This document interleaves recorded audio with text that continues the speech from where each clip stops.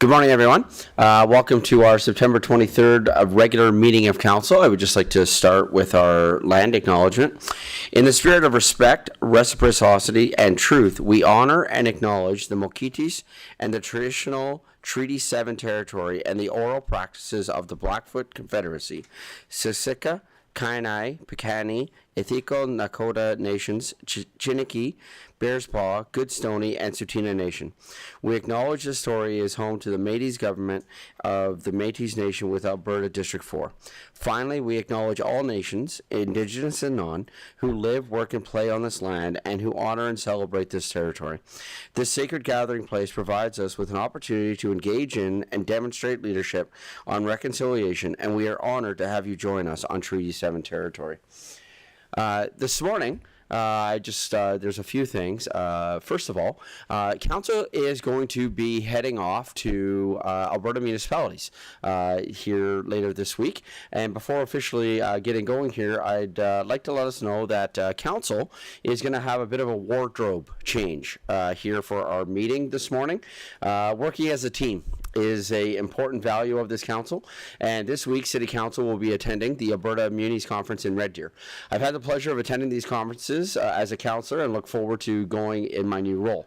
And one of the things that we see at these conferences is we get to interact with other municipalities, and many municipalities wear swag and clothing and things like that representing their community.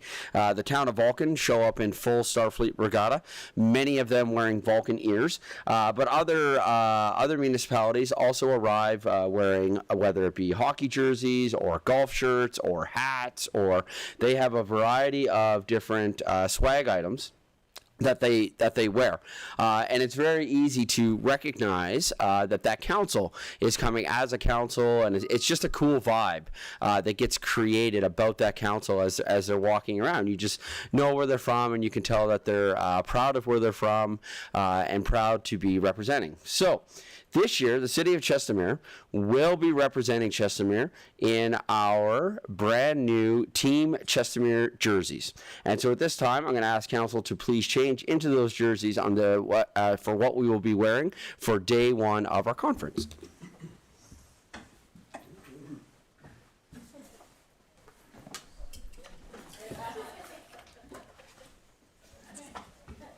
Hope it fits. Look at this. That is cool. Look at this name. I know. Got it all.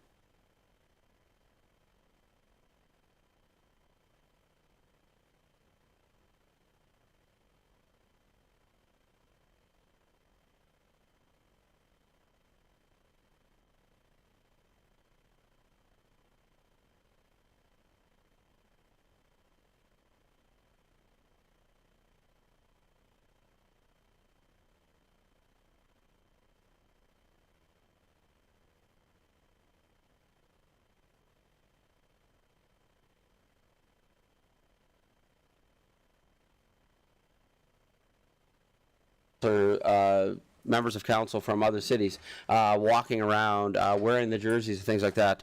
Councillor Narayan, as the other experienced municipal official here, can attest to. There is just a vibe that gets created for that, and so I am very excited that we are excited to be going to represent Chestermere well, and to be wearing these at the conference. With that, there's just a couple of things that I would like to acknowledge here during our moment of reflection. First of all, the water restrictions have been lifted as of yesterday, so we are no longer under any of the water restrictions related to the pipe and the bursting and all of that was happening within the city of Calgary. I received a thank you on the weekend from Mayor Gondak to pass on to our residents, just to say thank you to all of our residents. We know that it was a pain, and we knew that there was a lot that was happening and things like that, and we knew that it was stressful, but we did a very good job as a municipality meeting those requirements every day. So thank you to the city of Chestermere for your participation and for helping us out with that, and helping our neighbors out over in the city of Calgary as they worked their way through a very difficult situation. Also on Thursday, we had our inaugural mayor and council charity golf tournament. Thursday was an incredible win for our community as we hosted the inaugural Mayor and Council Charity Golf Tournament at Lakeside Greens Golf Course. Thank you to our sponsors and to everyone who came out and participated in the event. Thanks to you, we were able to raise over $100,000. Final numbers will be presented at the October 8th, 2024 regular meeting of Council. 75% of the proceeds will go to the Chestermere Public Library and 25% of the funds will go to the town of Jasper. The event also supported the Chestermere Food Bank as participants brought food donations. Thank you all to the city staff and council members who put in a tremendous amount of effort to make this tournament happen in a very short time frame. Thank you to Lakeside Greens for hosting the event, and we look forward to making this an annual event, and we are already talking about dates for next year. And one of my favorite parts of the event was to see so many areas of our community represented in the room. We had representatives from Synergy, Chestermere Public Library, Chestermere Food Bank, Rotary Club of Chestermere, Lakeside Greens Preservation Society, Chestermere Regional Community Association, builders, developers, businesses, city staff, and city council. Having this wide cross-section of representation in the room was incredibly invigorating. There was a tangible sense of community, and the energy, laughter, and positivity in the room was a testament to why I love Chestermere. It was just awesome to see our community come together, support two great initiatives, and represent Chestermere well. Thank you again to everyone for such an incredible event. And another thing that I would like for us as a community just to reflect upon is the Rotary Club of Chestermere hosted an incredible event on Saturday night as they hosted the performance of New Blood. And on Saturday, September 21st, 2024, the Rotary Club of Chestermere hosted the performance of New Blood at Chestermere High School. The night kicked off with the Rotary Club of Chestermere honoring 3 individuals in our community, the Tree of Life Awards. This included Graydon Peace, John Jenkins, and Matt Swanky. After these presentations, the people in attendance were challenged with an incredible performance. And one of the things I appreciated about the Rotary Club of Chestermere is how they initiate, continue, and foster rich and important conversations about social issues. This performance is an example of this, as people were challenged to think about the importance of truth and reconciliation in our country. And the performance is also timely as we move towards National Truth and Reconciliation Day on Monday, September 30th. With that, I would like to move on to updates and approval of the agenda. I do believe that we have some updates to the agenda, and so I'll turn it over to Mr. Edney. Yes, thank you, Mr. Mayor. Through the chair to council, we'd request that you consider adding 3 items to the agenda today. Reorder item 7.1, Chestermere Economic Development Advisory Committee appointments to item 7.2. Add item 7.1, Deputy Mayor appointment, and add item 10.1, closed session, high school and recreation site update, FOIP Part 1, Division 2, Section 24, advice from officials. Great, thank you. With that, are there any other additions or amendments to the agenda from council or ledge services? With that then, can I have a councillor make the following motion, please? Councillor Worzanowski.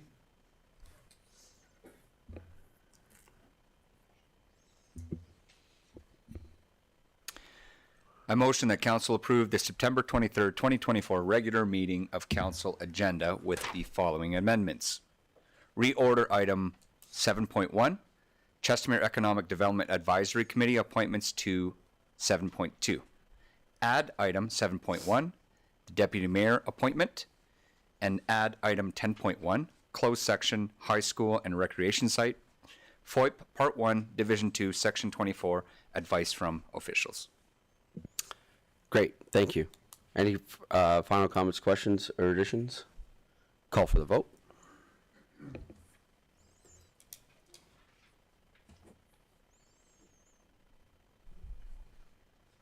And that's carried, thank you.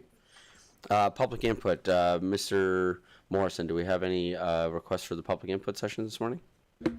We received no public input from their email, but there might be people in the gallery. Great, thank you. Do we have anyone in the gallery who had a comment this morning for a public input session? Great, thank you.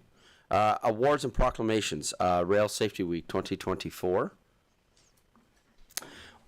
Whereas Rail Safety Week is to be held across Canada from September 23rd to 29, 2024, whereas 229 railway crossing and trespassing 229 railway crossing and trespassing incidents occurred in Canada in 2023, resulting in 66 avoidable fatalities and 39 avoidable serious injuries. Whereas educating and informing the public about rail safety, reminding the public that railway rights-of-way are private property, enhancing public awareness of the dangers associated with highway rail grade crossings, ensuring pedestrians and motorists are looking and listening while near railways and obeying established traffic laws will reduce the number of avoidable fatalities and injuries caused by incidents involving trains and citizens. And whereas Operation Lifesaver is a public/private partnership whose aim is to work with the public, rail industry, governments, police services, media, and others to raise rail safety awareness. And whereas CN, the Operation Lifesaver, have requested City Council adopt this resolution in support of its ongoing efforts to raise awareness, save lives, and prevent injuries in communities, including our municipality. With that, I believe we're calling for a motion to support that as the proclamation. Is that correct, Mr. Morrison?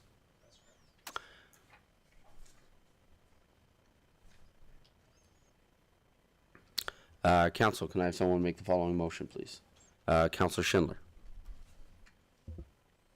I move that council proclaims September 23rd to 29th, 2024 as Rail Safety Week of 2024. Comments, questions? Call for the vote.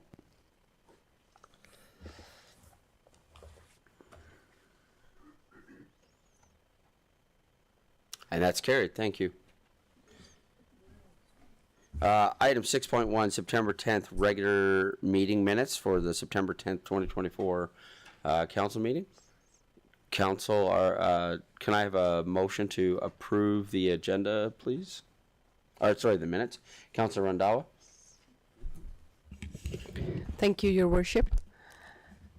I move the council approve the September 10th, 2024 regular meeting minutes as presented.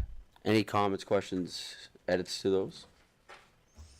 Great, thank you. Call for the vote.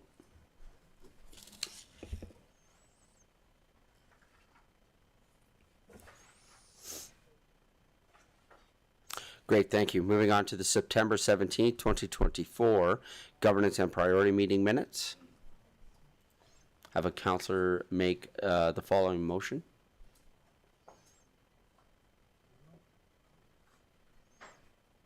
Councillor Narayan. I move that council approve the September 17, 2024 governance and priorities meeting minutes with the following amendment, knowing the time in which Mayor Dean attended the September 17th, 2024 governance and priorities meeting. Great, thank you. Does that mean administration, you'll just do a follow-up as to that time, like it'll be noted in the minutes? That's correct. Josh provided minutes earlier today where that time is noted. Great, thank you. Any further comments or questions from council? Great, thank you. Call for the vote.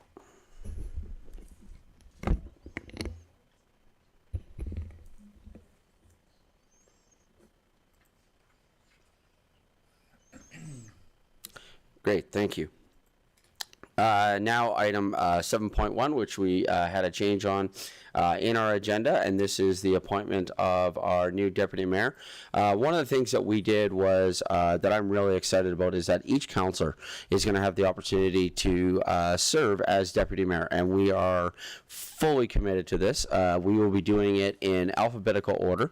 I first of all just want to say thank you to now Councillor Grant for serving as deputy mayor and for doing an incredible job chairing the meeting last week. And this morning we are going to be coming forward with a motion to officially appoint Councillor Narayan as deputy mayor. And again, I am just, I think it's great that each councillor is going to have an opportunity throughout this term, that there's going to be no questions about this, that it is, everybody's going to get a chance to serve in this role, which I think is a great way for us to be governing our city. So with that, I'd like to call for the motion for the appointment of Councillor Narayan to deputy mayor. Councillor Grant. I move that council appoint Councillor Narayan as deputy mayor until December 10th, 2024. Any comments or questions? Call for the vote.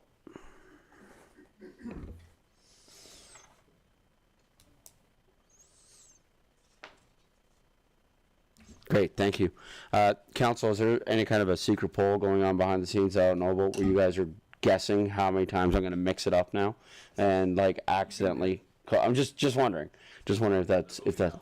Yeah, there will be now. Good. Good. There's a poll on how many times you say today. Well, hey, Yeah. hey, I have actually done God it's not a very drinking well, and I would also like to invite you to go back and watch when Deputy Mayor at the time did the meeting on governance and priorities and count his ums. Moving forward, so we are now on to item 7.2, which is our Chestermere Economic Development Advisory Committee appointments from Mr. Kallen Morrison.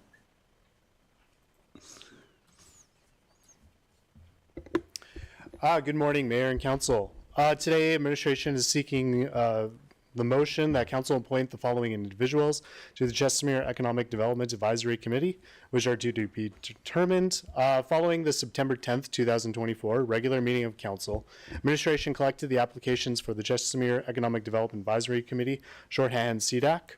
These applications are now ready for Council to review the 10 available vacancies on the committee. Just for the audience and council, as a reminder, for the deliberation part of this, administration asks council that we go into closed session, so there's a more free, open conversation about who should sit on this committee. So with that, Josh, can you pull up the motion? If council would consider this motion, please. Councilor Woznowski. Motion that council move into closed session at 9:21 a.m. to discuss the following. FOIP Part 1, Division 2, Section 19.1, confidential evaluations for the CDAC committee. Great, thank you. Call for the vote.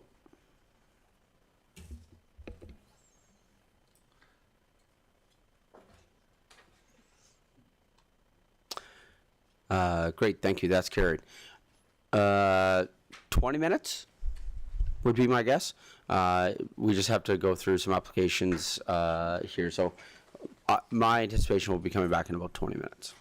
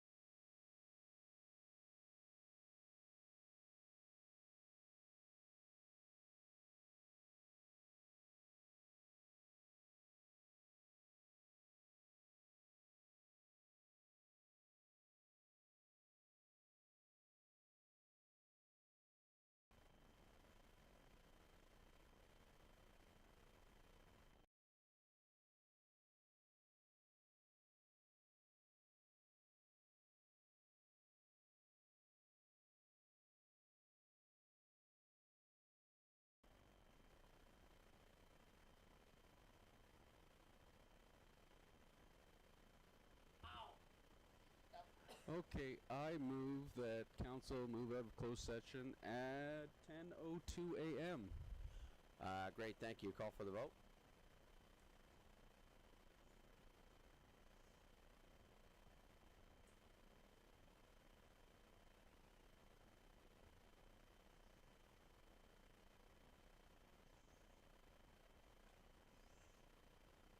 Great, thank you. That's carried. Coming out of closed session, I believe we have two motions that we're going to be making here.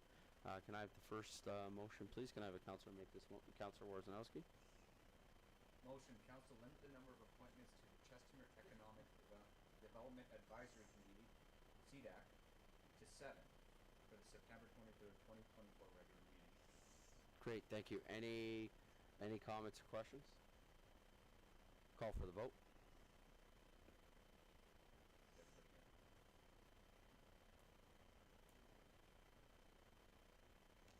Great, thank you. Can we have the second motion, please? So we have to vote first. Mr. Morrison, can you assist with this process? So,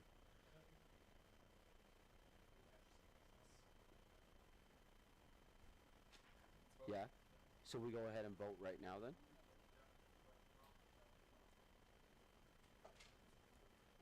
Okay.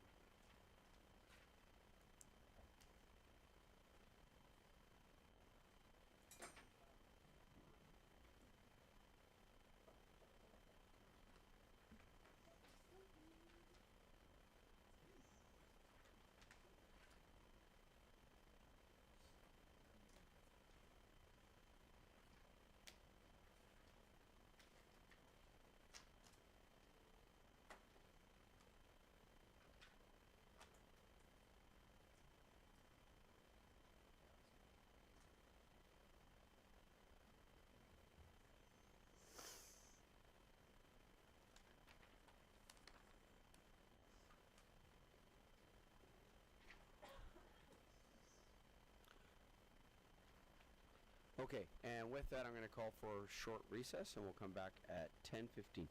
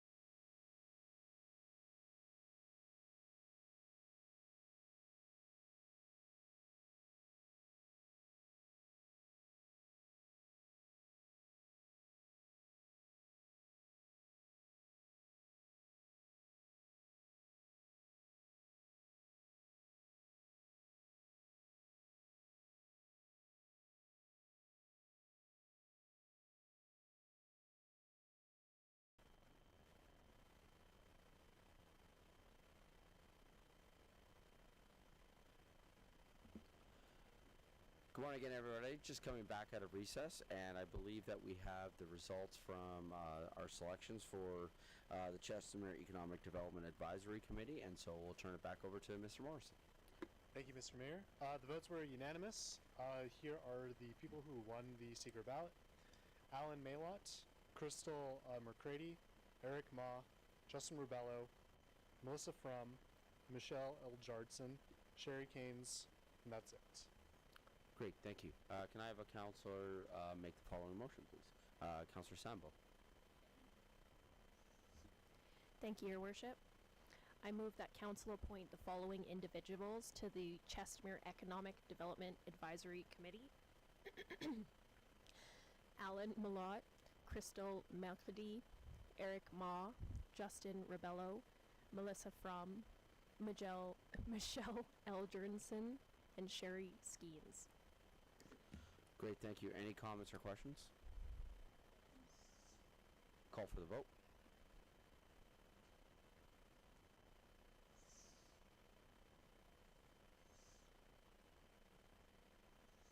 Great, thank you. That's carried unanimously. Mr. Edney, would we be able to, can you just check in with IT to see if there's any issues, one of them could log into the meeting, just to see if there is a delay on sound? I'm just receiving some messages that there is a delay on sound when watching online right now. Thank you. Okay, moving on to item 8.1, which is our council strategic plan, presented by Mr. Edney. Thank you, Mr. Mayor. Through the chair to council, today I'm here to present an update to council strategic plan. Originally, my motion when I wrote this was to recommend that council adopt the strategic plan as presented. I'm going to offer two options today. Ms. Lauren Driver from RC Strategies is here to walk you through the work we did on, or sorry, that's not RC Strategies, Strategic Steps. My apologies. To just walk through the strategic plan, where it's at today and how it's sitting. At this point, council could be free to adopt it. What I'm suggesting is we can send the plan to our comms team, bring it back in a nice, beautified fashion as it is, and then adopt it for formal approval at a meeting in October, if that works for you. So my motion today would be then recommending that council accept the presentation for information. Great, thank you. So should we start the presentation first and then move forward? Yes, let's Great, do that. thank you.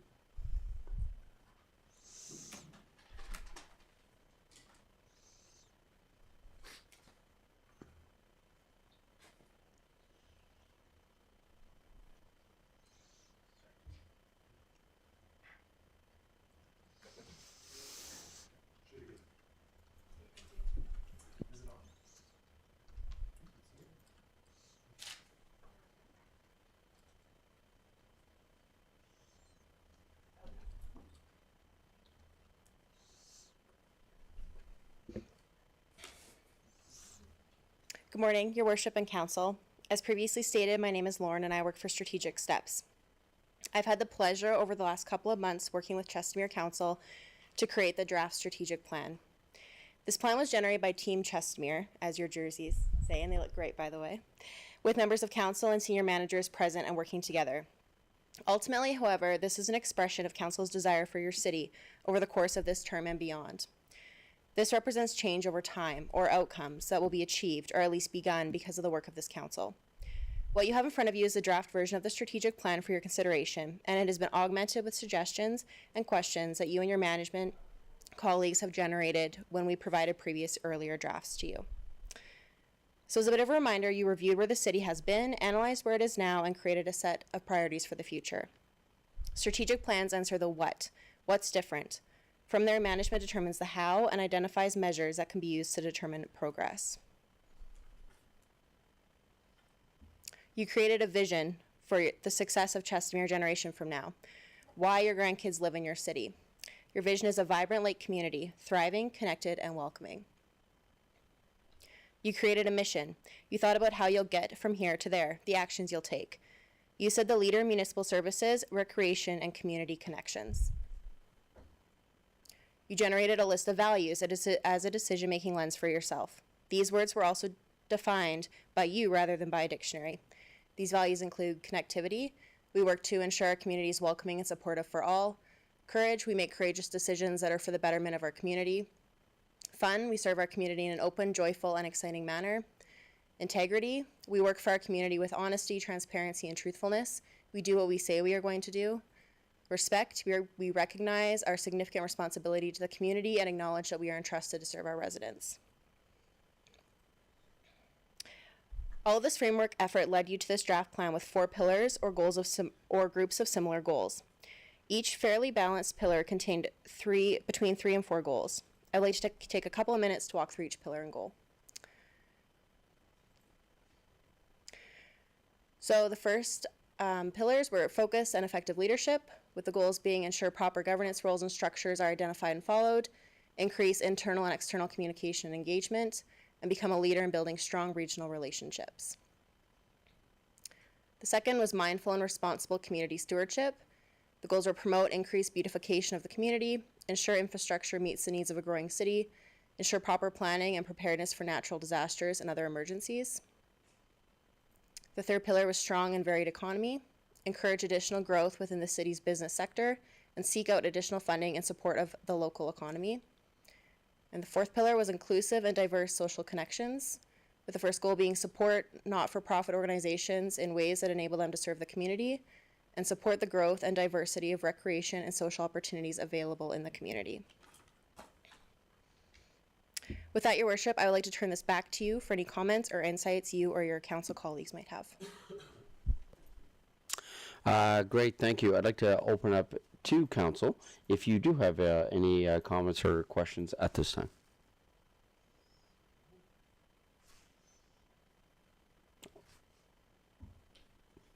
Councillor Grant?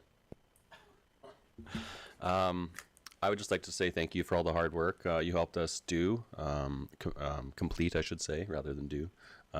It was a very enlightening experience. It was fun. It was great to collaborate with all of the other councillors and create our collective vision on how we'd like the city to move forward. So thank you for that help. Councillor Warzanowski. No, he took the words out of my mouth. There's no real commentary. Thank you so much. It's been a long road. We got to work very quickly. I think all of council, including myself, are just proud that we get to turn the page and hand it over to our communications team and get this out to our residents. So thank you for that. It's tough to be able to put together a plan with 7 individuals with varying opinions. So we did it. So thank you for that. Great, thank you. Yeah, I would, sorry. Councillor Schindler? Your brain's going woo with so many thoughts, so Okay. go ahead and I'm organizing. Okay. Yeah, I think for myself as well, I echo what both Councillor Grant and Councillor Warzanowski said, and to add on to that, I appreciated the opportunity that we had with us doing this in full collaboration with administration as well. And so thank you for leading us through this process. Thank you for getting us from A to B. And now it's time to get to steps C, D, E, F, G, and just to keep going. For myself, I see the strategic plan as the launching pad. This is now we know where we're going, and now it's time to put those steps into place to go. And I would say, again, the collaboration that happened with administration, it was encouraging. To be able to sit around the table each time with council and administration and everybody contributing. It did not matter where the idea came from, whether it was coming from council, whether it was coming from administration. It truly was, how do we make Chestermere better? How do we move Chestermere forward? How do we take the next steps? How do we look at the long-term and short-term betterment of Chestermere? And to have everybody sitting at that table, I think was a big win for our entire community. So with that, I'd like to call for the motion. So I believe at this time, then we are going to be asking for a motion to accept for information. Is that correct? So through the chair, that is council's discretion. At this point, the strategic plan is ready to be adopted. You could make that motion today. I know council likes to see the finalized product, so you could also accept this as information and wait until that, I guess, how did Ty call it? beautified document is ready to go. The content of the document won't change, but I guess the graphics and the imaging and the beautification of it will. So it's up to you. It's ready to go, and you can adopt it today, or you can accept it as present as information. Council, which direction would we like to go here? Councillor Sambo. Yes, thank you, Your Worship. I am incredibly proud of this strategic plan, and I believe that we all are. I believe that whatever beautified version of this we get will very strongly represent the voices of the people of Chestermere. It talks about schools and recreation and economic development and people. And for all of those reasons, I'm quite comfortable approving it as is today and then waiting to see what the public version of it is at another time. Great, thank you. I echo all of those sentiments. I think that council's really been on a roll here over the last couple of weeks with some big wins. When we look at what happened with the golf tournament, council's involvement in community events that have been going on, some things that may or may not be happening here later on this morning. I think that we have been on an incredible win, and I think that this would be another tremendous step forward as a community. So with that, Councillor Sambo, if you would like, it is well within your purview as a councillor to make that motion, and we let democracy roll. I would be happy to do that, Your Worship. All right. So Mr. Morrison, can we have that? Oh, there it is. Thank you. They are on it. I always look this way, so I apologize. With that, I move that council adopt the strategic plan as presented. Comments or questions? Great, thank you. Call for the vote.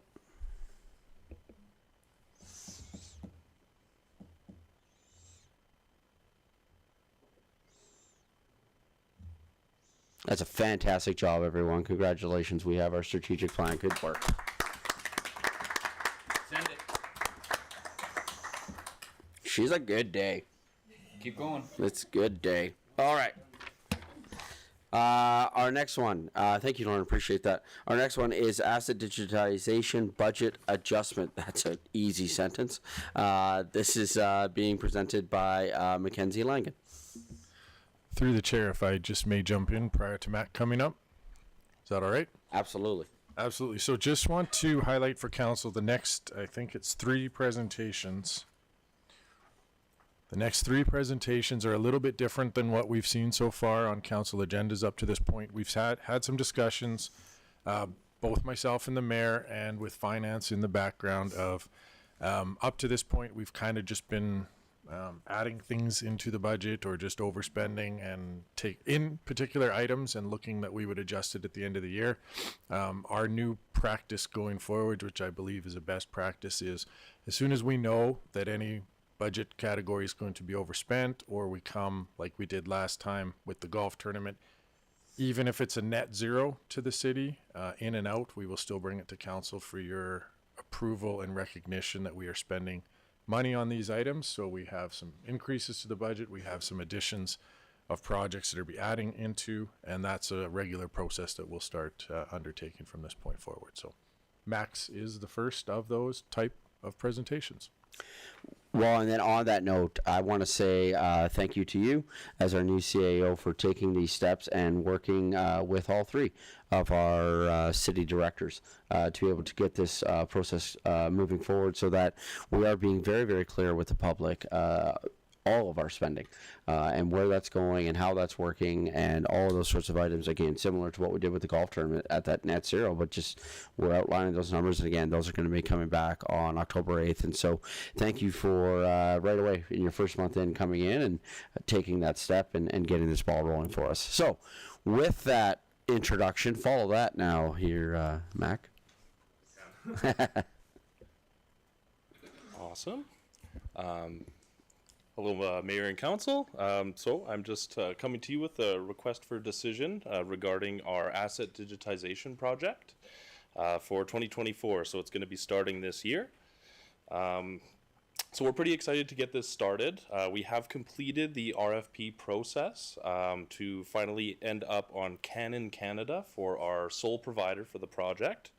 And I'll just go through the RFD here. So our recommendation is that council allocate the funding of $400,000 to the 2024 capital budget to allow for the awarding of the asset digitization request for procurement contract to Canon Canada. Some background on this is administration is requesting the $400,000 to be allocated to the 2024 budget for the asset digitization project. The source of these funds is the restricted surplus account, and the original allocation for this asset digitization project in 2024 was $200,000, and then for next year it was allocated for $500,000 to complete the project. Having gone through the RFP process, we have finalized the cost. The finalized costs have been secured. The project will reach an approximate total value of $400,000 over the course of the 2 years, 2024 and 2025. The request for procurement contract must be awarded for the full project amount in 2024 before we can start on the project. So some implications here. Failure to allocate the budget this year will result in a delay of the project, so we'll have to postpone starting it until the full project funding can be awarded. And the risk, of course, is failure to allocate the budget at this time will result in an expiry of the quotes that we've received through the RFP, and pricing could potentially increase.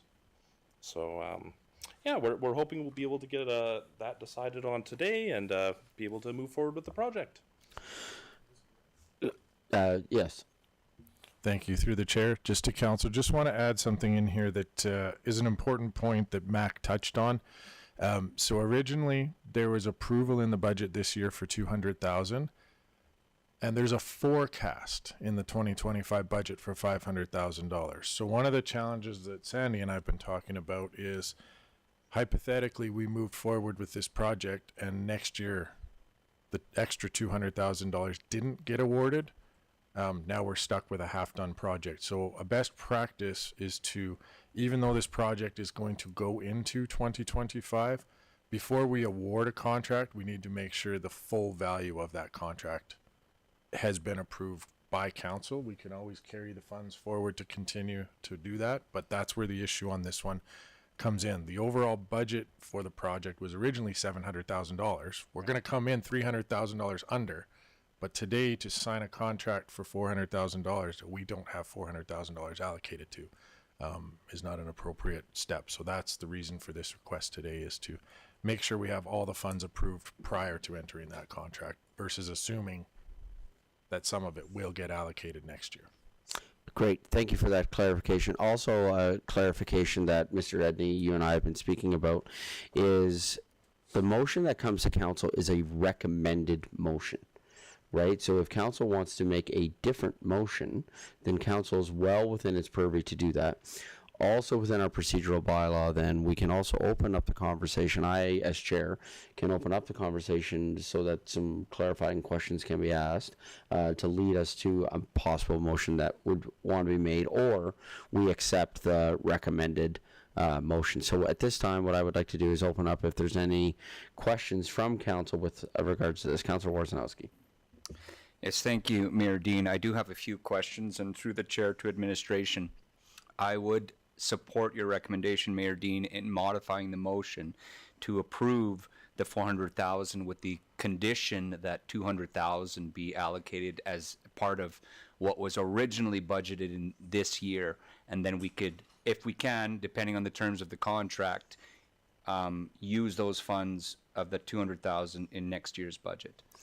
So can we do that? Just yeah, just Isn't it's that a really, what sorry, Councilor Warzanowski. It's a really good point. Aren't we approving 200,000, not 400, since 200 was already approved? City Director Sandy. Through the chair, to Mayor and Council, just for transparency, we're looking for approval for the entirety of the contract, which is $400,000. But we've already approved 200. Correct. Right. So what I'm suggesting is we adopt the motion to approve the 400 with the condition that we only spend 200 this year, or up to 200 this year, as part of the contract payment terms to Canon. I don't know the So- terms of the contract, but I'm just making that suggestion. So we're at, when we're talking budget, we're still net zero when it comes to 2024 budget. Right. So through the chair, as this is a capital budget item, the money is already in our account and allocated. So the exact timing of how we spend it isn't necessarily relevant like it would be if it was an operating budget item.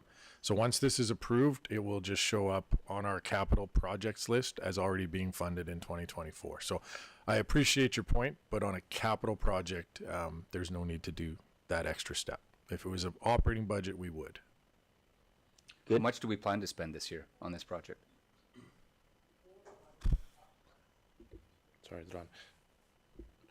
So the software install portion of the project is under $100,000, and that's what's going to be put in this year. The remainder of that is we've sort of planned out. It's going to be an hourly cost for the scanning of the documents in the basement, and then the various other places we have them stored. So based on our estimations, we've sort of landed on that number through working with procurement and with the vendor. So I pretty much guarantee we won't spend $200,000 this year. The main part that is going to be installed this year is going to be the software portion, and then beginning the scanning portion. So we're not going to get to that number this year, but for the contract to be awarded, my understanding is that all the funding needs to be approved in the awarding contracts. Fair enough. Yeah, no, that makes sense. Okay, sorry, the only thing I'm still confused about is if you already had $200,000 approved, are you not just needing a $200,000 approval? You can do it that way if you'd like to. It will just take, if we approve 400 on this, we take the other 200 out. So, yeah. So could we amend the wording in the motion just to say that? Yep. That there's already $200,000 approved and we're adding an additional 200 for a total of 400,000. Yep. Can we just reword the motion to reflect what we're, because it sounds to me like that's what we're actually doing. Yeah. So is that okay? Councillor Sambo, I saw your hand up. Thank you, Your Worship. You might have addressed it. I was wondering whether this was previously a motion or was this approved in the capital budget as a whole? Yeah. Capital budget as a whole. Okay, thank you. In that case, I would agree with your assessment, Your Worship. Okay. City Director Joe Hallwatt. Thank you through the chair to mayor and council. Just confirming and reiterating what Mr. Mack has indicated, that any funds that we haven't spent will automatically be carried through to the capital budget in 2025. Yeah. Okay. Councillor Warzanowski. Yeah, I'd just like to add, thank you, Mayor Dean, and through the chair again, maybe not even through the chair, for council, I'd suggest maybe we also amend the motion, the forthcoming motion, to mention for the public that this is, even though we know that this was forecasted for $700,000 and the 2025 budget has not yet been approved, it was somewhat forecasted, and we will be forecasting now with this approval, not forecasting, we will be actually coming under budget. So the residents will know as part of our motion, hey, we're not just spending $400,000 and increasing our budget by $200,000. Our net is actually $300,000 in savings with the selection of our vendor. So I think that's a part of the comments. I don't think you capture that in a motion, though. Correct, Mr. Edney? Yeah, I wouldn't capture that in the motion. Yeah. Yeah. I think it's captured in the commentary here. Correct. Yeah. Okay, so then can I see the amended motion, please?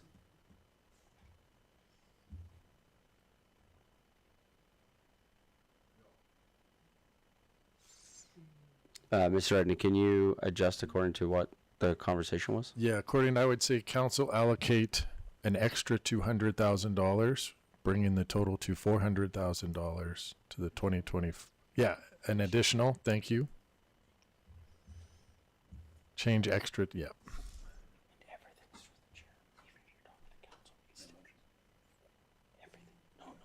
Funding, yeah, funding to the 2024 capital budget, and yes, there you go.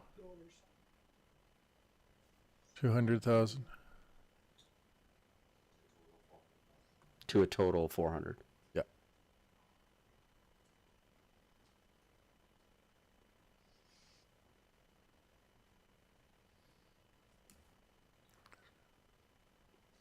Great, thank you. Councilor Warzanowski, I believe you had two more questions. Yeah, sorry about that. I do have two more questions. Thank you, Mayor Dean. And through the chair, administration to you, Mr. Langen. Can you explain what this is for our residents? Like, why are we spending $400,000 on digitization of old documents? 100%. He got really excited there. He's really excited to talk about this project. That was awesome. I am excited about this project. Why is it worth $400K to our residents is the question. 100%. So, basically, since the town got instated, we, of course, have a backlog of physical documents that have been stored in various places around the city, sort of depending on department. So, from what I've observed over the course of, I think, 10 years, we've had multiple incidents or disasters that have sort of put our information at risk. Currently, there's a leak in the basement that's right in all of our storage area. That's just one of many leaks that have happened, as well as we had a flood a couple of years ago. So there is a huge risk to that information being stored down there, as well as all of this stuff for compliance reasons and retention policy reasons. We need to get all this stuff digital because right now there's duplicates. We have lots of stuff that doesn't need to be digitized, and it just needs to be organized and addressed moving forward. Since the audit of last year, we have a whole new set of retention policies and compliance initiatives, and this sort of lines up with all of that. So not only is the compliance and retention portion of our obligations going to be covered, but then it's also going to save a lot of time for a bunch of departments. Namely, our CGI department spends a lot of time going and digging up maps and agreements and land surveys or what have you from what is quite literally a library of documents down in the basement. So not only is it going to make it easier for us to access and utilize that information, but it's not going to be at risk of being lost anymore. And we do have to retain that according to our policies. So for all of those reasons, it's good. There's also, with the software portion of it, there's going to be tons of workflow automation capabilities, as well as more compliance features for our finance and human resources departments. It'll set, automated fail-safes and checks so that we are compliant with our policies. And Deputy Mayor Narayan will be able to echo this sentiment. This has been a request that has come from multiple departments over the last few terms. So legislative services have brought it a few times as something that needed to be done. There's been some hiring practices for our records keeping over the last little while. For those of you who cannot see, if you were able to see the gallery right now, we have a number of staff who are nodding a lot right now. As Mac was speaking, there's a lot of nodding going on, especially from some of our long-term staff who have been here. And again, Deputy Mayor Narayan will be able to attest to the fact that this, he's nodding as well, that this has been a request that's been coming for a while. The more secure storing of our historical information. Deputy Mayor Narayan and then Councillor Grant. Thank you, and through your worship, yes, this has been a need indeed. I do have a question with respect to the amount being requested. Now, is this just for the software itself, or does it also include the actual digitization and plans going forward? Because this is not something, of course, you're going to stop after, whatever file you have has been digitized. How do you, what's the plan forward in keeping everything else digitized as well? Correct. So we have, we are excited to actually land with Kallen as our provider, because it does line up with a couple other of our initiatives for moving forward with this project. So our software portion of it is going to be integrated with our scanners as well as our printers. So for example, like our finance department, the goal is to go paperless moving forwards, right? So we're not having this problem build up in the future.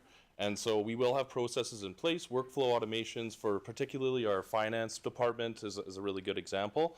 They're going to have a scanner on their desk. Any invoices and stuff that come in, they'll be able to automate. They're going to have optical character recognition technology in the software. So all of our manual data entry is going to be basically gone moving forwards. And we have a full training, training package with them, with all of our what would you call them, stakeholders, I guess. Like everybody who's really involved in anything like that will get multiple training rounds. They have training that's always available, like a documentation sort of whitelisting type thing. And so that is a huge part of it. We are going to be having multiple training sessions, even with yourselves, to be managing the documents properly. And so, yeah, that's kind of the goal, is to be moving forward in a paperless way, or vastly reducing the amount of paper that we use in our workflows. So, Going paperless, I think you just spoke Councillor Warzanowski's love language. me too. Me too. Councillor Grant. Yes, thank you very much. Through the chair, I just wanted to make sure that this will also include the disposal of the old documents as well. Yep.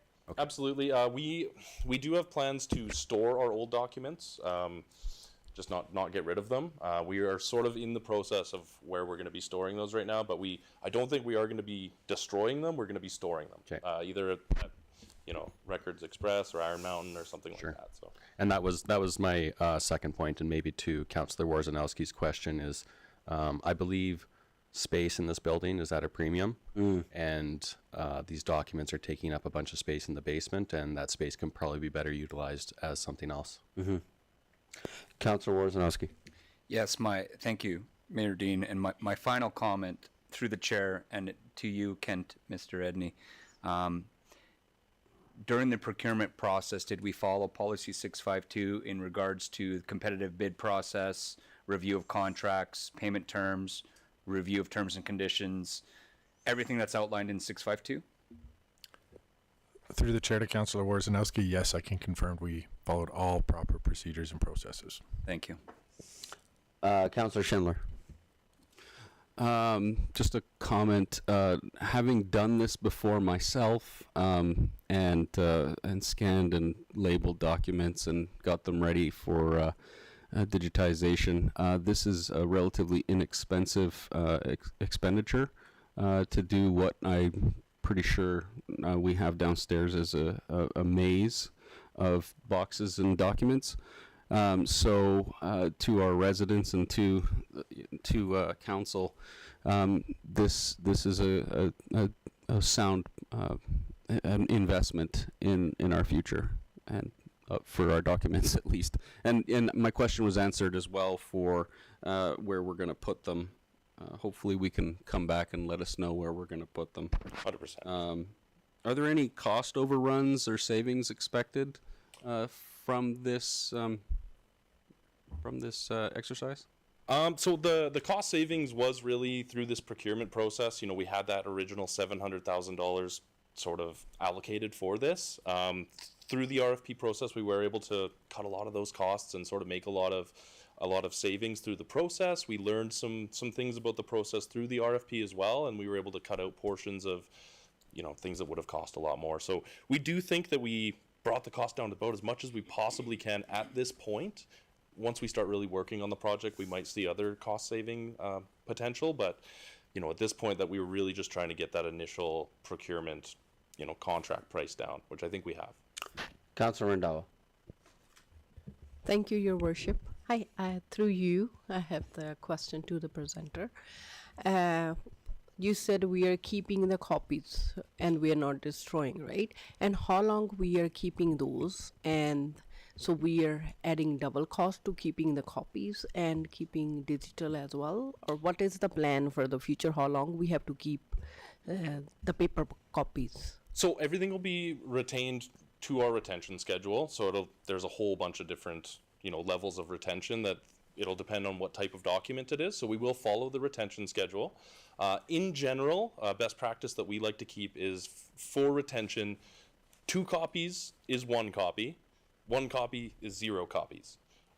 Just because, if anything goes wrong, you want to have 2 copies of stuff. And so that's our general best practice moving forwards. We would like to keep that original copy until the retention period has commenced, and then we can look at destroying it. So yeah, I hope that answers your question. Yes, thank you. Great, thank you. Can I have a councillor make the following motion, please? Councillor Schindler.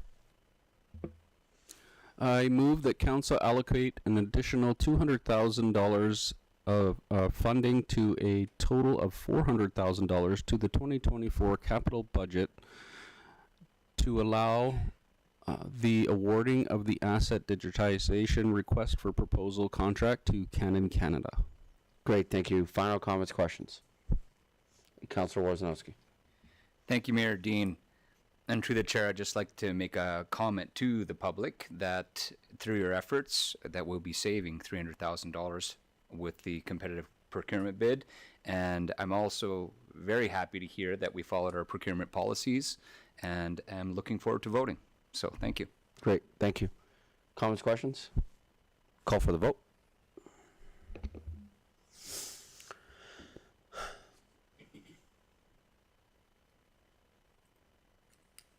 And that's carried unanimously.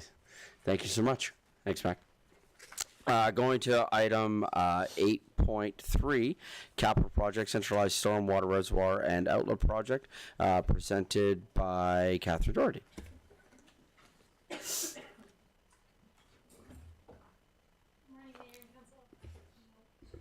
Try again. Morning, Mayor and Council. My name is Kathryn Doherty. I'm the Manager of Infrastructure here at the City of Chestermere. Today I'm bringing forward a recommendation to Council that Council direct the CAO to award the RFP for the Centralized Stormwater Reservoir and Outlet Design, funded by the Stormwater Offsite Levy to SEMA Plus for a total of $896,075 as approved in projects 7-37-1-29, 7-37-1-33, and 7-37-1-34 in the existing 2024 capital budget. A bit of background on our CSRO project. Addressing the need for stormwater solution within the City of Chestermere is a top priority. Stormwater runoff in the city's original boundaries can be discharged into Chestermere Lake as per use of works agreement with the City of Chestermere and the Western Irrigation District, or commonly known as the WID. The agreement outlines flow and water quality targets which must be met by the city. Flows above that use of works agreement and outside of the original city boundaries require an alternative stormwater solution that does not utilize Chestermere Lake. All of the lands highlighted in the image below were part of the 2009 annexation, which requires an alternative stormwater solution. Can you bring up that? Thank you. So all of the lands highlighted on this map here show the 2009 annexation lands. A significant effort has gone into studies, investigations, and plans that explore the options for the disposal of additional stormwater created by lands contained within this annexation. As an interim measure, the city has proceeded with a development under a zero release condition for the stormwater of these lands. Essentially, that means that stormwater is being held in ponds or is being utilized for irrigation and is not released into the stormwater system or other water bodies. I've listed a very long list of the supporting historical documentations that support the decision we're going with, just for your context that this wasn't a decision made in light, it was not made by a single person, and we've had the process validated by a number of different consultants over the past few years. I would like to not list them all. The recommended option by the city is building a centralized stormwater reservoir and outlet, or a CSRO, including a pump station and discharge into a receiving body. The city will work in tandem with this project on finalizing the ultimate discharge solution. There's an image shown here that outlines what this, the reservoir will look like. The deliverables for this project include the design basis memorandum, issue for construction drawings, tender package documentation, pre-tender cost estimates, and regulatory approvals associated with the delivery of the CSRO and adjacent infrastructure. Administration intends to hire technical specialists to lead the project management on the city's behalf. Some of the implications: under financial, the RFP is being funded by the Stormwater Offsite Levy, and it's already been included in our 2024 capital budget under the following project numbers. I stated the project numbers below, but what I wanted to note here is that we're conjoining three different portions of three different capital projects into one RFP, and our award of just under $900,000 is still significantly below what we had budgeted for the 2024 scope. Under our servicing, completing the detailed design for the CSRO is the first phase of having a feasible stormwater outfall and this for the city's lands that are included in the 2009 annexation. Under social, by supporting safe development and enhancing stormwater infrastructure, this project will promote sustainable growth and improve public space with natural amenities for residents to enjoy. Under environmental, the CSRO design will ensure compliance of water quality targets set by the use of works agreement. Additionally, this project will reduce the likelihood of unregulated stormwater discharge, which minimizes the potential for environmental degradation in the surrounding areas. Under economic, the design is integral to supporting the continued economic growth of the city of Chestermere. By providing essential infrastructure to manage stormwater, the project will allow for further development in the areas included in the 2009 annexation, supporting both residential and commercial growth. And under regional, this project has regional implications by supporting effective stormwater management for areas in the Annex 2009, which border Rocky View County. Proper stormwater infrastructure will prevent water management issues and help the city of Chestermere align with land development strategies. Administration sees no risks in awarding this RFP in alignment with the approved 2024 capital budget. Some background that relates to this are our bylaw 009-24, the Chestermere Offsite Levy bylaw, as well as policy 320, Offsite Levy Policy Framework. Previous reports we are referencing here is 240813-05, the approved 2024 operational and capital budget motion. Great, thank you. Mr. Mayor. Yes, Mr. Edney. Thank you.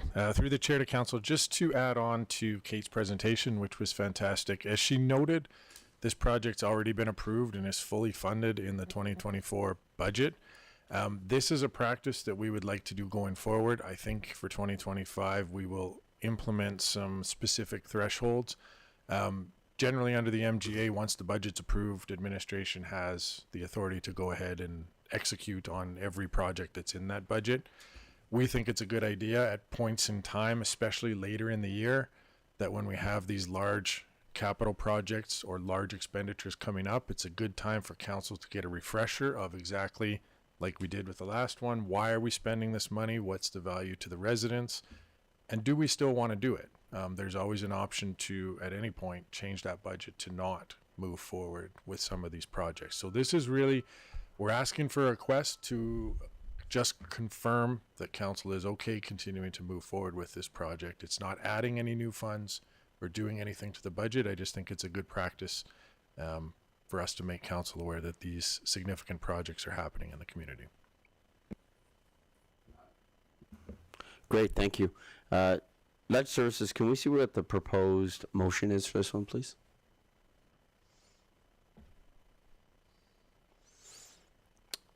Great, thank you. Before moving to that, is there any comments or questions based on the presentation? Councilor Worzanowski. Thank you, Mayor Dean.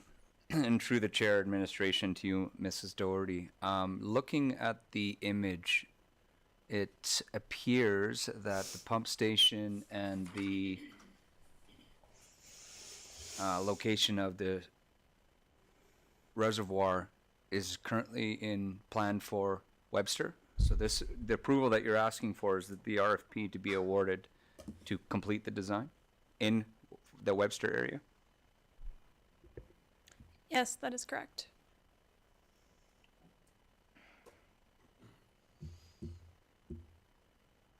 Okay, thank you. Okay. Councilor Grant. Thank you. Through the chair to administration. I have a question about maybe a little bit of the logistics. I suppose we don't probably have all the information yet.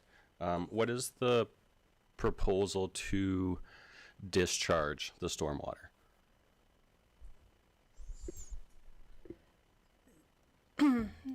So the final discharge is where we will work in tandem to figure out that ultimate option. Okay. As outlined in a number of the reports we have, there are a few different options for discharge. At a very high level, the options are for Chestermere to rejoin CSMI, for Chestermere to construct a pipeline to the Bow River, or for Chestermere to open negotiations with the WID and see if there's a way that we could discharge there, not into the lake directly, but into one of the canals afterwards.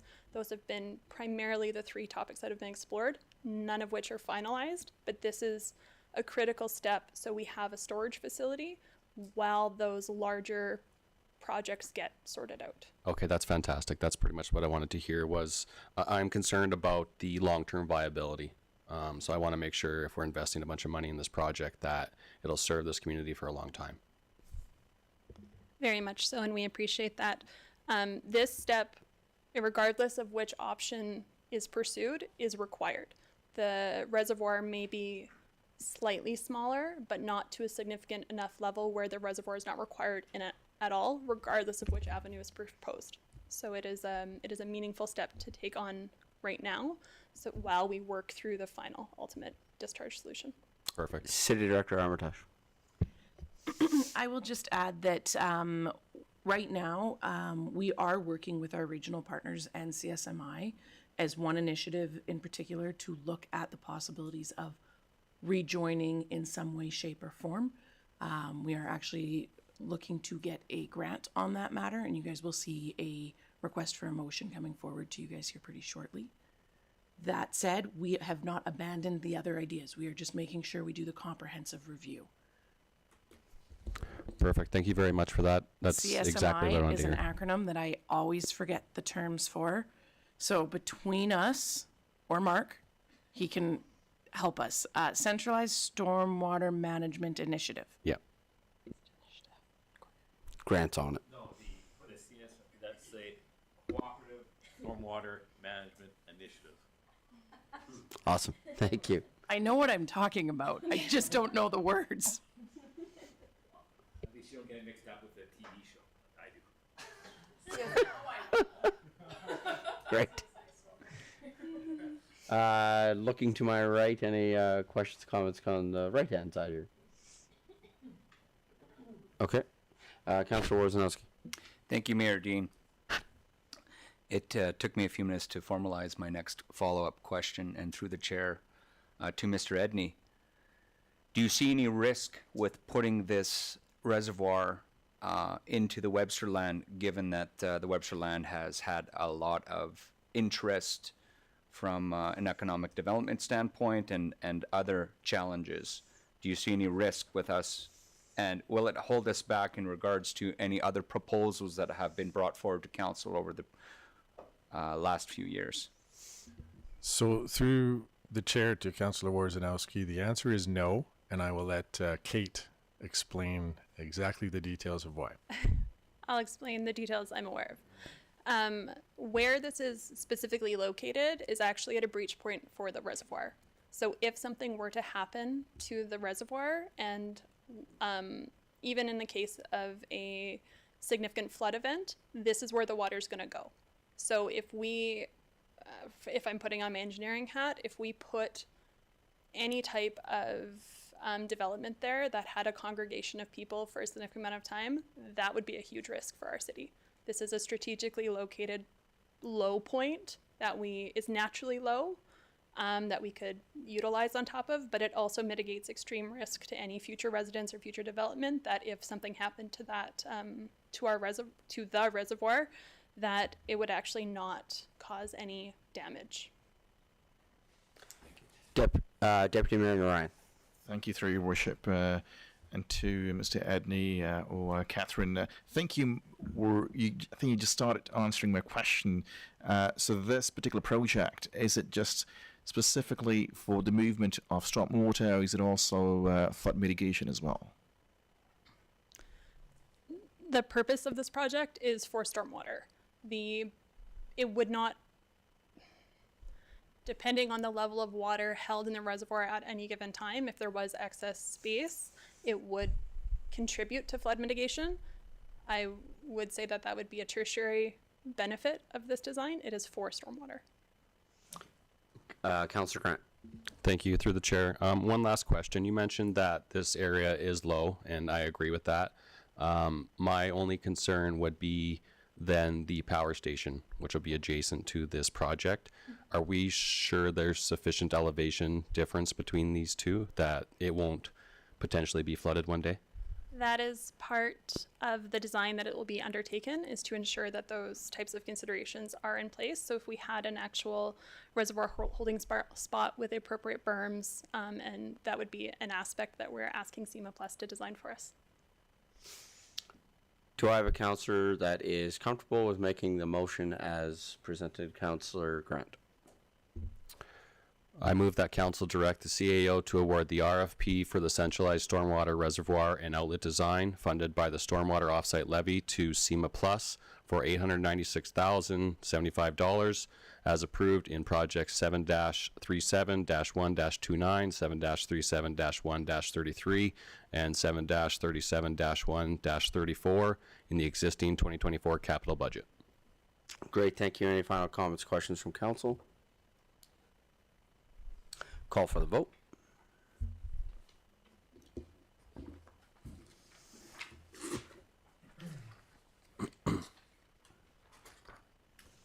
Great, and that's carried unanimously. Going on to 8.4 capital project Marina Paradise subdivision completion. It looks like you're up again. I very much am. Hello, Mayor and Council. My name is still Kathryn Doherty, and I'm still the Manager of Infrastructure here at the City of Chestermere. Good to hear Hey. there's no changes. This morning, I'm bringing forward a recommendation to Council that Council approve the expenditure of $1,589,001.14 to add the Marina Paradise subdivision completion to the 2024 capital budget, utilizing the securities received from the developer. So a bit of context on this specific subdivision. The Marina Paradise subdivision spans 4.262 hectares and is located in the northeast quarter of Section 22, Township 24, Range 28, west of the 4th Meridian. It consists of residential and commercial lots as shown below on the map. So a bit of context of how we got where we are. Traditionally, subdivision infrastructure projects are assessed in two separate phases within any municipality. Developers receive a CCC, a construction completion certificate, which indicates that the infrastructure is built as per the specifications. A final acceptance certificate, also known as FAC, confirms that all infrastructure improvements meet the city's standards and are accepted for maintenance. The city's engineering team has assumed responsibility for completing the infrastructure of the Marina Paradise subdivision after the developer, who had secured CCC, but not FAC, abandoned the project. Currently, the essential infrastructure, including deep utilities, shallow utilities, roads, asphalt bottom lift, overland drainage, landscape, and sidewalks have been installed. Additionally, 73 lots have been built out. As a result of the city taking over the project, through the standard RFP process, the city has hired a prime consultant and a contractor to advance and manage the Marina Paradise development from CCC deficiency towards FAC completion. All contracts associated with this project are financed through securities retained by the developer, totaling $1,589,001.14. There is no impact to Chestermere taxpayers for this project. So under our implications, under financial, just to reiterate again, that there's no financial implications of adding this project to our 2024 capital budget, as our funding source is the securities that we have retained from the developer. Under servicing, completing this subdivision is very important to ensure that the city's infrastructure reaches FAC. Under social, completing the subdivision ensures that all residents, and specifically those that reside in Marina Paradise subdivision, are using city infrastructure that is fully compliant with our engineering standards and codes. Administration sees no risk of adding this project to our 2024 capital budget, as we're utilizing the securities that we've received from a developer. So again, referencing the previously approved capital budget, motion 240813-05. Great, thank you. Can I see the proposed motion, please? Thank you. Do I have a counselor that is comfortable making the motion as presented? Counselor Randhawa. Thank you, Your Worship. I move that the council approved an expenditure of $1,589,001.14 to add the Marina Paradise subdivision completion to the 2024 capital budget, utilizing the security received from the developer. Great, thank you. Any comments or questions, Councillor Sambo? Thank you, Your Worship. A question through you to Mr. Edney or Ms. Doherty. If the developer has forfeited this project, have they forfeited their ownership of the land as well, or who owns this land at this point? So the sites that would have had a title raised to them that could have been purchased have been purchased. There are no vacant lots on there. So the developer themselves does not own any land moving forward. There's some commercial sites that are not developed, but that title is held with persons who intend to develop the land. Our interest from the city's point of view is actually the infrastructure that the city would have already owned. It's our title, so it's our roadways. We're not talking about a person's driveway that would have been constructed from a home builder. We're talking about the sidewalks, the utilities that tie into our master utility plan, traffic standards, things like that. Councillor Sambo? Thank you. Follow up to that, I think there's a piece of this I'm not understanding. So typically it would be the developer who would do all of this, and it sounds like we've somehow retained some funds from them. Yep. Were these fines issued for not completing, or how does that work? 100%. And I guess I should have actually had in here the reference under related policies to our securities policy. So when any land developer enters into the city of Chestermere and wants to develop land, so we can use any of Bridgeport, Chelsea, Clearwater Park, whatever one we want to use, they have to enter into a development agreement with the city. And that development agreement is what sets out our obligations and their obligations in order to make that development successful. The development agreement is very much focused on the infrastructure the city will eventually take on. Because with new development, we have new roads, we have new sidewalks, we have new areas where we need to get our fire trucks, or we need to pick up garbage and what have you to operate as a city. So as part of that development agreement, the city retains something that we call securities. And depending on where you fall within that policy that we enacted, I think in about May is when I brought it forward and had that approved, there's different tierings for developers. So a developer, I'm going to loosely quote it, but a developer who has no experience within the city of Chestermere, and we have no record to know what type of developer they are, they would have to provide 100% of the securities. And the securities, what I'm referencing to, is if you're in a given area and you have cost estimates that say it's going to cost $100,000 to do your sidewalks and $200,000 for their shallow utilities, and the total being $300,000. If we have a lower tier developer, they would actually have to give the city in advance of the project $300,000 that we hold. And we hold it until it reaches CCC. At that point, we can offer a reduction to some degree, depending on the deficiencies. And then once they reach FAC, we give all of that money back, because it's the engineering team opportunity to say, this infrastructure meets all of our codes, it's completely safe, and now we're willing to take it on and then do life cycle maintenance for it. If a developer has a higher tiering, then in some cases we only require 25% of the security. So if that was, I'm going to go to easy math, if the total was $100,000, we would only require $25,000 from that developer, because they have a long-standing relationship. They've proven out that they do projects in our city successfully. So we're not asking them to take on that significant of a financial obligation on their end, because we have additional mechanisms to know that we believe they're going to finish the development fully.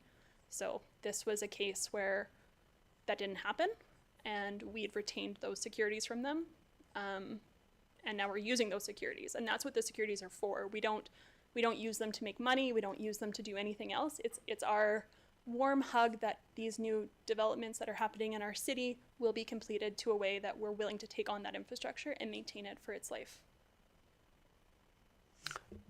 City Director Armitage.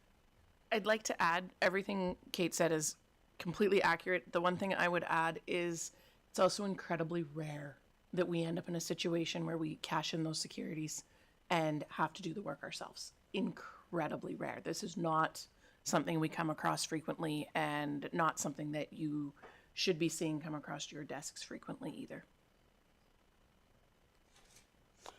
Councillor Warzanowski. Thank you, Mayor Dean. And through the chair, administration to you, Mrs. Doherty. I've driven that road quite a few times, so explain what's left. It looks complete, to be honest. I mean, the commercial development isn't in place, but all the houses are there, and the roads seem to be in place. I'm sure they have running water. What's left? They do, yeah. So it's I cannot speak to specifically what in some of the shallows were, but there were, we had to do some CCTV inspections of some of the lines there. So there's aspects to the shallows that need to get redug up and put in place. And sometimes that happens with developments where if we don't have the right documentation and the right inspection on site and they cover things, we don't actually know. So a lot of it is the record keeping for proof of those things. There are some, I know that there are some curbs and gutters that weren't installed as per our standards. So there's an aspect of that, of just repairing that work that was there. They did reach CCC on a lot of this stuff, which means that but part of that CCC, there was deficiency lists of you must go back and fix 1, 2, 3, 4. I'll add, most developments end up with deficiencies. This isn't unique. And now we're just in that bridging of a gap of how do we go from this was our list of deficiencies to final acceptance. Yeah. So when we take on assets, so CCC is when it's suitable for use and you can drive the road and the public can access it and you can buy the houses. FAC is when we bring it into inventory. So we own it and we have to maintain it. So just like when you buy a brand new car, if there's a bunch of dings and scratches on it and you paid full price for it, are you going to accept that? So we need to make sure that we get it, so we know it lasts 25 years or 50 or 100 years. So if we get a piece of infrastructure and there's deficiencies, when you drive that road, it's this, right? The sewer lines are like that. There's a bunch of spots that they have sags. And at CCC, they were kind of settling. We thought they'd settle some more, so we did some inspections. We cameraed them, and they have settled more. So now we have sags. So if we leave those sags in there, we're going to be out there every year flushing those lines and costing the tax dollars to maintain that. Where our standard is we go there and we flush it every 10 years, we might be there every year. So that extra cost would be then borne by taxpayers. So this way we ensure by the securities that we get a product that's this level and we know what we're going to be paying for the public works to know how long they're going to be, or EPCOR are going to maintain that. So that's kind of, yes, it's good, but if you're a resident out there and you go, well, my driveway and I got a manhole sticking out, those kind of things. Thank you. And as a follow-up question, just in regards to the dollar amount, it seems very accurate. So as part of that assessment and all of the information that we know through the chair and to you, Mr. Edney, we went through proper budgeting to come up with this number based on the information that we know today. Yeah, through the chair, this is the actual price of the contract that was bid to complete all the work. Understood. That's why it's so precise. So based on the information they know. Yes. Understood. And just Thank you. one addition, one of the big projects out there is the final lift of pavement on that road. As you notice, it drops down, and so that's one of the bigger projects. So Thank the you. very specific number we have in here is the total of securities we have. So that is our total amount that we have a check from this developer, not a check, but we have a letter of credit from this developer. That is our total amount. Currently, and we need that total amount to be in our capital budget so we can spend against it. Currently, with the RFP that have gone out with our consultant, our engineering consultant, as well as our prime contractor, we are not at this number yet. We are targeting loosely probably just shy of $1.4 million for everything all in. That number is after the inspections have actually been done on some of the shallows. So I'm very confident that we are kind of at that 99% accuracy with that number that we're currently at. But I wanted to ensure that in the capital budget, the full amount is there. Because if we're not going to target to get to exactly 14 cents, but if we don't, the purpose of these securities is for this development only. That money is not transferable to other areas within the city. So this is the amount that can be spent. We're targeting below it. I will caveat, if for some reason this project did go over, that is money that's coming out of the city. So we are very cognizant of that, and we want to ensure we stay below this. But that is what that number is and why it is so precise. Councillor Sambo. Thank you, Your Worship. And thank you for all the explanations through you to administration. I'm glad to hear that this is a very irregular scenario that doesn't happen very often, and I hope that there are some fines imposed or some consequences for defaulting on on this kind of a commitment, or at least this developer on a bit of a watch list if they're not making good on their projects? The last comment you made is more accurate. So if a developer is not successful in our city of completing their project, executing the development agreement fully, and they have a track record like this, I wish I would have brought the policy with me, but I believe that the lowest tier you actually have to provide 150%. So again, if we said that it was $100,000 to do that work, they would be expected to provide even more than what they're budgeting. And I will also add, just for a bit of comfort there, of when we're getting these cost estimates that we use to retain securities, those are engineered products. So they are provided to us from engineers. The engineer on record most typically stamps them and are held to those things. So it's not flippant when we're provided these numbers that it's on a napkin. They are very formalized. They're validated internally ourselves, but they're also validated by registered engineers. So we're very confident when we get those numbers that they are possible. It's in Appendix A. Kallen's bringing it up. So that is our securities policy that we have, and the ranges for these securities go everywhere from 15% all the way up to 150%, depending on how a developer performs within our city. Great, thank you. Councillor Grant. Thank you. Through the chair to administration, Councillor Sambo pretty much asked the question I was going to ask about mechanisms in place to make sure that we're not putting ourselves at risk in the future.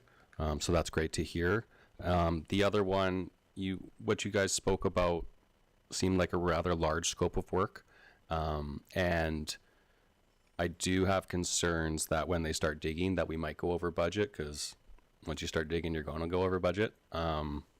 So what are we doing to mitigate those extra costs that are coming?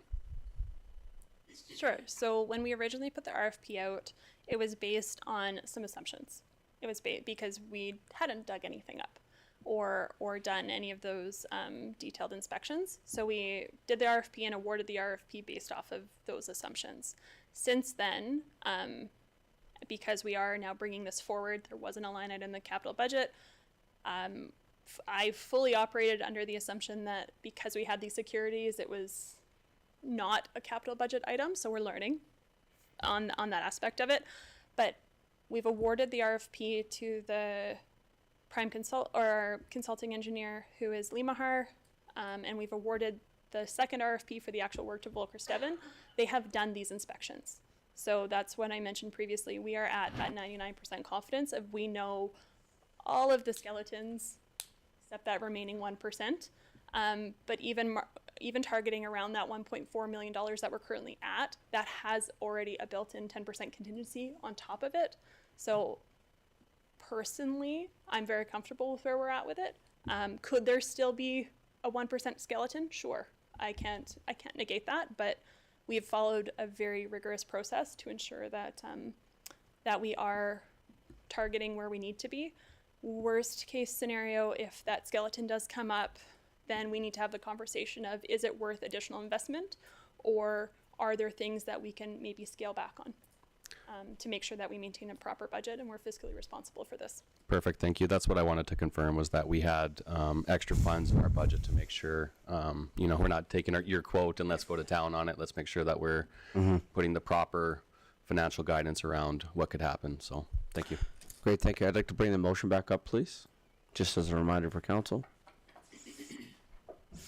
Councilor, are we still comfortable with the wording of this motion? Great, thank you. I'd like to call for the vote. I'm sorry, just a point of order, Mayor Dean. I'd just like to add one more comment before. I've already called for the vote. Okay, fine.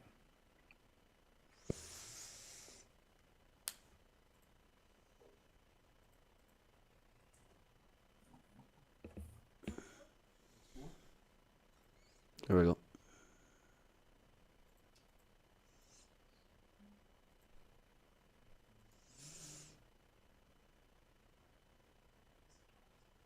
Great, and thank you, and that's carried unanimously. And then now we are on to 8.5, scheduling of the organizational meeting presented by Mr. Kallen Morrison.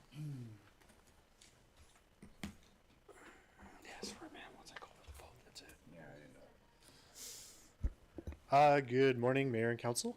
Administration is seeking the motion that council approve the date of October 29th, 2024 to hold the organizational meeting of council.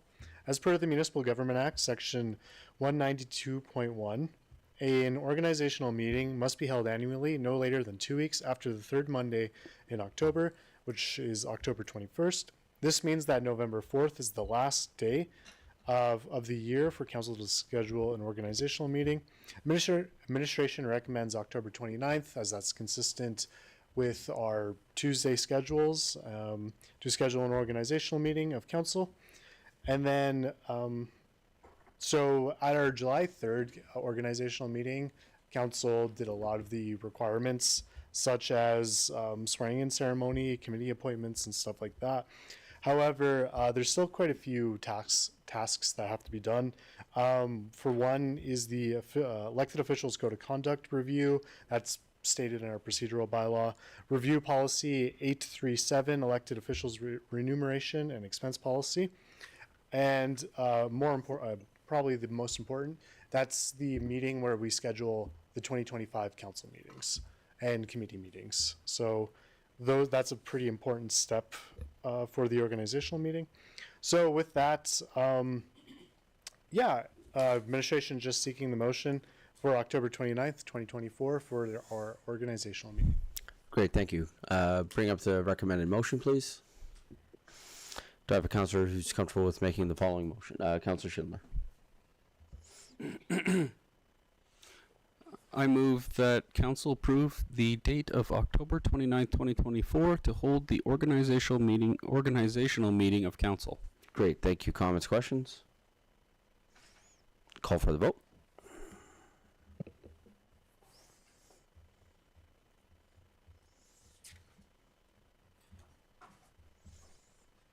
Thank you, and that's carried unanimously. Finally, item 9.1, policy 126, media policy and policy 800-808, council social media policy review, presented by Mr. Kallen Morrison. Hello. At September 10th regular meeting of council, administration was asked to review policies 126 and 808, being the social media policy and council social media policy respectively. The question was, are these two policies good enough to be on their own? Short answer is yes, I think administration believes they are.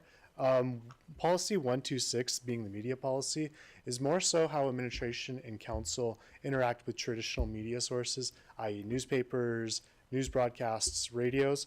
Whereas policy 800-808, being council social media policy, that's more dictating how council is to interact on their own personal social media platforms.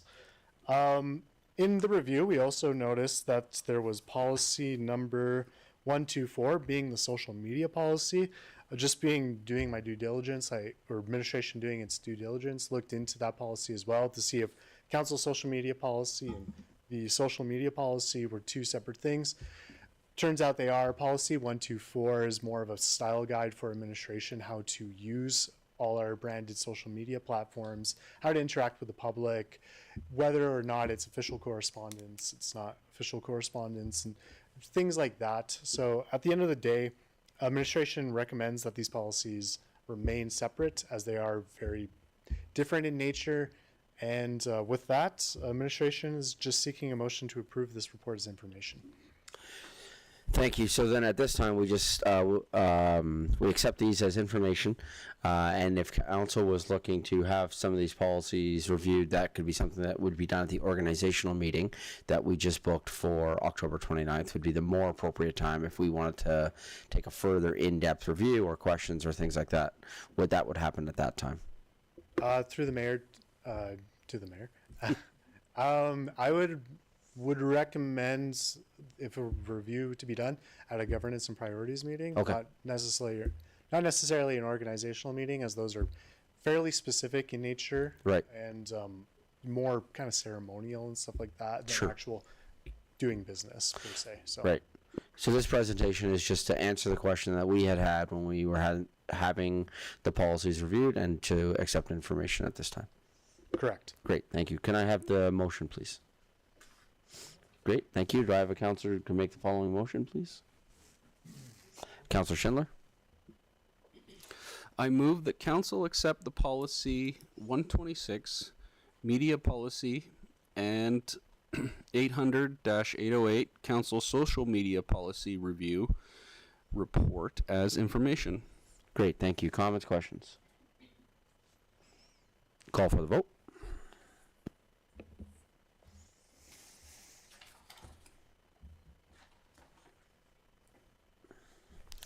Great, and that's carried unanimously. Thank you.